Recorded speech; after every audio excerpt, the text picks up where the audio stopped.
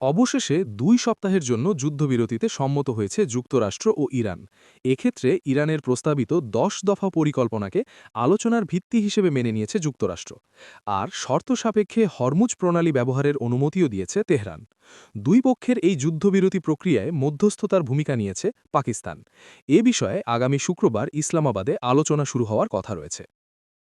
রুদ্ধশ্বাস কয়েক ঘণ্টার উত্তেজনার পর অবশেষে বিশ্বে এলো কিছুটা স্বস্তির খবর। ইরানকে দেওয়া সময়সীমা শেষ হওয়ার মাত্র 10 মিনিট আগে ওয়াশিংটন ও তেহরানের মধ্যে যুদ্ধবিরতির ঘোষণা আসে পাকিস্তানের প্রধানমন্ত্রী শাহবাজ শরীফের পক্ষ থেকে। সামাজিক যোগাযোগ মাধ্যম এক্স অর্থাৎ এক্সে দেওয়া এক পোস্টে বিষয়টি নিশ্চিত করেন তিনি। এই যুদ্ধবিরতির আওতায় লেবাননে চলমান সংঘাতের বিষয়টিও অন্তর্ভুক্ত থাকবে বলে জানানো হয়েছে। এর প্রায় 2 ঘণ্টা আগে ইরানি সভ্যতা ধ্বংসের হুঁশিয়ারি দেন মার্কিন প্রেসিডেন্ট ডোনাল্ড ট্রাম্প।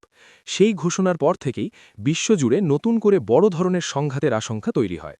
তবে শেষ পর্যন্ত যুদ্ধবিরতিতে সম্মতি আসায় আপাতত ইরানে হামলার পরিকল্পনা থেকে সরে এসেছে যুক্তরাষ্ট্র।